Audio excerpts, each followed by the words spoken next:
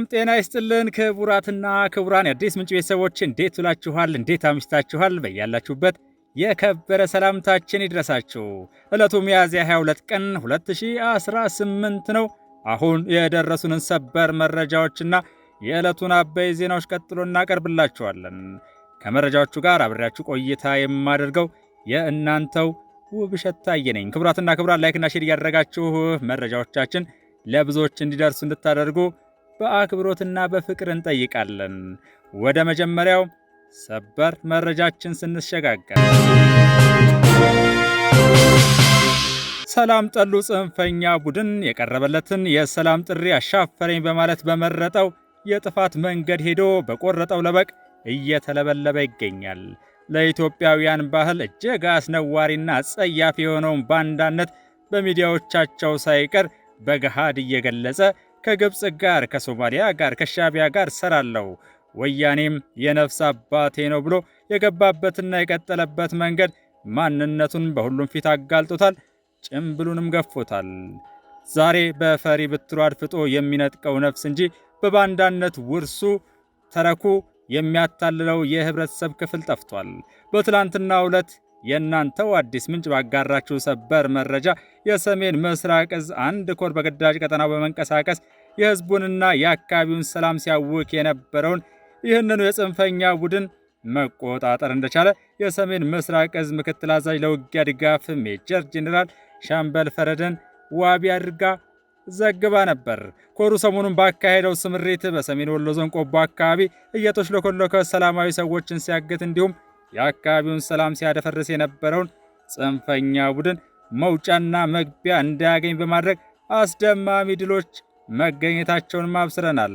የጽንፈኛውን ከፍተኛ አመራሮች ጨምሮ በርካታ የቡድኑ አባላት ሞት፣ ቁስለኛና ምርኮኛ መሆናቸውንም ከማስረጃ ጋር አያይዘን አቅርበናል። ጀግናው የሀገር መከላከያ ሰራዊታችን ከክልሉ የጸጥታ አካላትና ከህዝቡ ጋር በመቀናጀት የድል ግስጋሴውን አሁንም ቀጥሏል። መከላከያ ሰራዊት ባደረሰን አሁናዊ ጥቅል መረጃ ደግሞ የሰሜን ምስራቅ እዝ አንድ ክፍለ ጦር ከሚያዝያ 6 ቀን 2018 ጀምሮ ላለፉት 15 ቀናት ባካሄደው ዘመቻ በጽንፈኛው ቡድን ላይ ከፍተኛ የሆነ ሰብአዊና ቁሳዊ ኪሳራ ማድረሱን የሰሜን ምስራቅ እዝ ኮር ዋና አዛዥ ብርጋዴር ጄኔራል ጣሂር ሳህሊ ገልጸዋል። አዛዡ እንዳሉት ክፍለ ጦሩ በራያ ቆቦ ወረዳ በአማያ፣ በባይባዋ፣ በጸበለትና አካባቢው ሲንቀሳቀስ የነበረውን ጽንፈኛ ቡድን ለመደምሰስ ባደረገው ተከታታይ ስምሪት በጠላት ላይ ከፍተኛ ኪሳራ ማድረስ ችሏል። የክፍለ ጦሩ አዛዥ ኮሎኔል ግርማ ድሪባ እንዳሉት የጽንፈኛ ቡድን የሰራዊታችንና የጥምር ጦሩ ምት መቋቋም ሲያቅተው 818 የዲሽቃ፣ 515 የሞርተር፣ 47080 የመትረየስ ጥይት እንዲሁም 520 የሞርተር ፊውዝ፣ 43 የሞርተር ካምሱር እንዲሁም ሌሎች መሳሪያዎችን ጥሎ እግሬ አውጪኝ ብሎ ሸሽቷል። የክፍለ ጦሩ አዛዥ የአካባቢውን ሰላም በማወክ ላይ የተሰማራውን ጽንፈኛ ቡድን እስከ መጨረሻው በመደምሰስ ለህዝቡ አስተማማኝ ሰላም ለማስፈን በቁርጠኝነት እየሰራ እንደሚገኝም አረጋግጠዋል። ወደ ሁለተኛው ሰበር መረጃችን ስንሸጋገር የክፋት ሁሉ ክር ሲተረተር ህወሓት ጋር እንደሚያደርሰን የሚያሳይ ይሆናል። በራያ ቆቦ ወረዳ በህገወጥ መንገድ በሌሊት 18 በርሚል ነጭ ጋዝ ተጭኖ ወደ ህወሓት ለማድረስ ሲንቀሳቀስ የነበረ ታታ መኪና በተደረገው ጥብቅ ፍተሻ መያዙን የወረዳው ፖሊስ ጽፈት ቤት አስታውቋል። የራያ ቆቦ ወረዳ ፖሊስ ጽፈት ቤት ኃላፊ ኢንስፔክተር አድማሱ ገላይ እንዳሉት ነጭ ጋዙ የተያዘው በጸጥታ ኃይሉ በተደረገ የተጠናከረ የሌሊት ክትትልና የኬላ ጥበቃ መሆኑን ገልጸዋል። ህገወጦችን የማጋለጥና የሰላም ስጋት የሚሆኑ እንቅስቃሴዎችን የመቆጣጠር ስራው ተጠናክሮ ይቀጥላልም ሲሉ አብራርተዋል። የአካባቢውን ሰላምና ደህንነት ለማስጠበቅ ህብረተሰቡ እያደረገ ያለው ጥቆማና ትብብር ትልቅ ሚና እንዳለው ነው ኢንስፔክተሩ ያስገነዘቡት።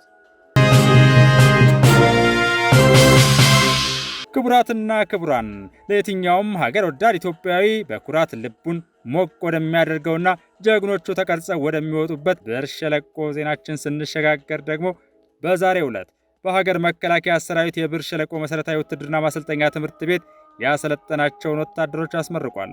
በምረቃ መርሃ ግብሩ መልእክት ያስተላለፉት በሀገር መከላከያ ሰራዊት የትምህርትና ስልጠና ዋና መምሪያ ኃላፊ ጄኔራል ይመር መኮንን በኢትዮጵያ የውስጥ ባንዳዎችና ተላላኪ ኃይሎችን መከላከል ኃላፊነቱ በሀገር መከላከያ ሰራዊት ላይ የወደቀ የህዝብ አደራ ነው ብለዋል። የኢትዮጵያ መከላከያ ሰራዊት በማንኛውም ጊዜና ቦታ የተሰጠውን ተልዕኮ በጀግንነት እየፈጸመ የሚገኝ ጠንካራ ሰራዊት እንደሆነም ጠቁመዋል። ሰራዊቱ ከዘመኑ ጋር እየዘመነ ራሱን በስልጠና እያበቃ ዘመናዊ ሰራዊት ባህሪን የተላበሰ እንዲሆን ተደርጎ የተገነባ መሆኑንም ገልጸዋል። የመከላከያ ሰራዊት ከማንኛውም ጊዜ በላይ ዝግጁነቱን በማጠናከር የጸና ህዝባዊ አመለካከትና የአስተሳሰብ አንድነት በመፍጠር በብሔራዊ ጥቅሞች ላይ ጋሬጣ የሆኑ ኃይሎችን ለማጥፋት እየሰራ እንደሚገኝም ጠቁመዋል። የሰለጠነ ወታደር ዓላማውን ጠንቅቆ ያውቃል፣ ጓዳዊ ዝምድናን ያጠናክራል፣ ለሀገርና ለህዝብ በያዘው ዕውቀትና ክህሎት በጽናት ዘብ ይቆማል ነው ያሉት። ታላቅ የሀገራዊ ስሜትና ዘመናዊ የሰራዊት አስተሳሰብ በመላበስ ኢትዮጵያ የያዘችውን ሰላም፣ ዲሞክራሲና ልማት እንዲስተጓጎል ከሚጥሩ አሸባሪና ጽንፈኛ ኃይሎች ለመከላከል በጽናት መቆም እንደሚገባም አሳስበዋል።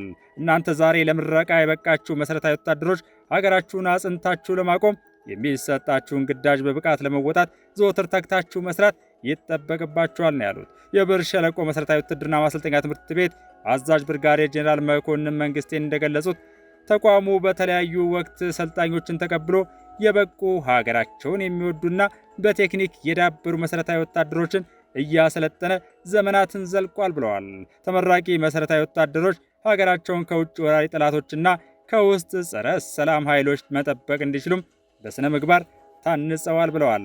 በየትኛውም መልክዓ ምድርና የአየር ጸባይ ግዳጅ እንዲፈጽሙ የሚያስችል ብቁ ስልጠና መውሰዳቸውንም ተናግረዋል። የመከላከያ ሰራዊት ቁልፍ እሴቶችን እንዲላበሱም መደረጉን በድጋሚ አስታውሰዋል። ከራስ በፊት ለሀገራቸውና ለሕዝባቸው ጥቅም ቅድሚያ የሚሰጡ የተሟላ ስብዕና የተላበሱና የላቀ ግዳጅ መፈጸም እንዲችሉ ተደርገው በተሟላ ስልጠና ሰልጥነው ለምረቃ መብቃታቸውንም አስረድተዋል። በሚሰማሩበት የሥራ ምድብ ሁሉ ፍጹም ዲሲፕሊን በተላበሰ ሁኔታ ሀገራቸውንና ተቋማቸውን በታማኝነት እንዲያገለግሉም አሳስበዋል። ክቡራትና ክቡራን ወደ ውጭ ዜናዎች ስንሸጋገር በመጀመሪያ ከሀገራችን ጋር በተያያዘ ያሉትን እናስቀድማለን።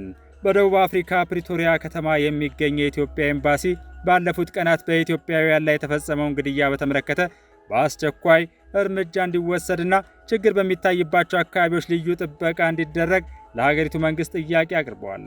ኤምባሲው ደቡብ አፍሪካ ውስጥ ለሚገኙ ኢትዮጵያውያን ባወጣው ማሳሰቢያ ኢትዮጵያውያን ላይ በግፈኞች እየደረሰ ባለው ግድያና በደል የተሰማውን ጥልቅ ሐዘን ገልጿል። ኤምባሲው ይህን መልእክት ያስተላለፈው በቀናት ልዩነት 4 ኢትዮጵያውያን መገደላቸው ከተሰማ በኋላ ነው። የደቡብ አፍሪካ መገናኛ ብዙሃን ያወጧቸው ዘገባዎች እንደሚያመለክቱት ኢትዮጵያውያኑ የተገደሉት ጆሃንስበርግ ከተማ ውስጥ በሚገኘው ሲቢዲ የተሰኘው የንግድ ስፍራ ላይ ነው። ማህበራዊ ሚዲያ ላይ በተሰራጨና በደህንነት ካሜራ የተቀረጸ ቪዲዮ ላይ አንድ ግለሰብ በርካታ ሰዎች በሚተላለፉበት የገበያ ስፍራ ውስጥ ሲያልፍ እንዲሁም መደብር አጠገብ ከቆመ ግለሰብ ጀርባ ሲቆም ያሳያል። ወዲያውንም ሽጉጥ አውጥቶ ከቅርብ ርቀት ግለሰቡ ጭንቅላት ላይ ሲተኩስና ግለሰቡ ሲወድቅ ቪዲዮ ላይ ታይቷል። የወደቀው ሰው ላይ በድጋሚ ከተኮሰበት በኋላ ከአካባቢው ሲሄድም ተቀርጿል። ኤምባሲው ባወጣው መግለጫ ግድያዎቹ በደቡብ አፍሪካ ከሚታየው መጤ ጠልነት ጋር የተያያዘ ሊሆን እንደሚችል ጠቁሟል። ክቡራትና ክቡራን የአዲስ ምንጭ ቤተሰቦች በኢትዮጵያውያን ወገኖቻችን ላይ በደቡብ አፍሪካ በተፈጸመው እጅግ አስነዋሪና አጸያፊ ክህደትና ጭካኔ የተሞላበት ግድያ የአዲስ ምንጭ ሚዲያ ሐዘኗን ትገልጻለች። ኤክስኪዩት ለማድረግ ደግሞ የሚሰሩ ስራዎች ከጅምሩ ከታች ይሆናሉ እና በማህበራዊ ዘርፍ መንግስት የሚያደርገውን ጥረት፣ እነዚህ ክቡራን ሚኒስትሮች የሚያደርጓቸውን ጥረቶች፣ ማህበረሰቡ የሚያደርገውን ጥረት ኦቨርናይት ለውጥ የምንጠብቅ ከሆነ አይሳካም። ትውልድ መዞ ያነሳዋል ብለን የምናስብ ከሆነ ደግሞ ጊዜ ይፈተዋል። አሁን አንድ ቀላል ነገር ለማንሳት እኔና አደን እኔና ብርሃኑ እኩል የሚያግባባን ነገር እኔ ሐሳብ ባነሳ ያው እዛው እርግጫ ነው ማለት ነው። አደንና ብርሃኑ ከቆረቆራቸው ካመማቸው ግን ሰምቲንግ ያላዩትን ነገር አይቻለው ማለት ነው። መስማማት የጥሩ ነገር ውጤት አይደለም። አርቀን ስናይ ነገን ስናይ ዛሬ ላይ ያሉ ሰዎች አይመቻቸውም። በየቀኑ ኢትዮጵያ ውስጥ የምናየው ይሄንን ነው። ወገኖቼ ልነግራችሁ የምፈልገው ነገር ኢትዮጵያ ከምታስቡትና ከማስበው በላይ እየተገነባች ነው። ከምታስቡትና ከማስበው በላይ ተስፈኞች ስንሆን፣ መልካም ነገር ማየት ስንጀምር የተነሱ ጥያቄዎች እዛ ውስጥ ምላሽ ያገኙ። ለምሳሌ ዓለም ላይ ነዳጅ ችግር አጋጥሟል። ሉፍታንዛ በረራ ቀንሷል። አንዳንድ አውሮፓ ሀገራት 15 ቀን 20 ቀን ከቀጠለ ሙሉ በሙሉ ፍላይት እናቆማለን ብለዋል። የእናንተ አየር መንገድ እንዴት ነው መብረር የቻለው? ይህ ጠይቅ ኢትዮጵያ አልሰማም። እኔ እንቅልፍ የለኝም፣ እናንተ ግን ስትጠይቁ አልሰማም። ተሰለፍን ብቻ ነው የምትሉት። ተሰለፋችሁ እንጂ መኪና ኢትዮጵያ ውስጥ አልቆመም። ዛሬ እንቅስቃሴ አለ። እንዴት ሆነ ይሄ ነገር? 100% ተጨማሪ የነዳጅ ኮስት የኢትዮጵያ መንግስት ሰብሲዳይዝ ያዘጋል። ላለፉት 1-2 ወር ገደማ 20 ቢሊዮን በወር። ያ ቢቀር ኖሮ ቅድም የተነሳው ጥያቄ ግማሹ ሊመለስ ይችላል። 27 ሚሊዮን ተረጂ የነበረበት ሀገር 3 ሚሊዮን ገባ ሲባል እንደው እንደ ተራ ዜና ነው እንደሚሰማው። እንደዛ ነው። ለነገሩ ዜሮም ገባ ብንል እንዴት ዜሮ ይገባል እንደምንባል እናውቀዋለን። እውነቴን ነው የምነግራችሁ። ኮሌክቲቭ የሆነ እይታ፣ የተገለጠ እይታ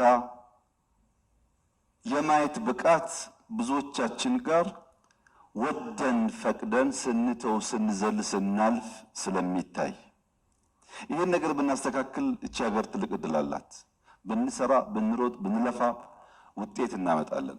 አንዳንዱ ጉዳይ ተደጋግሞ የሚነገርበት ምክንያት ከሌላው ዘርፍ የተሻለ ቅድሚያ ስለሚሰጠው አይደለም፣ ካልተነገረ ውጤት ስለማያመጣ ነው።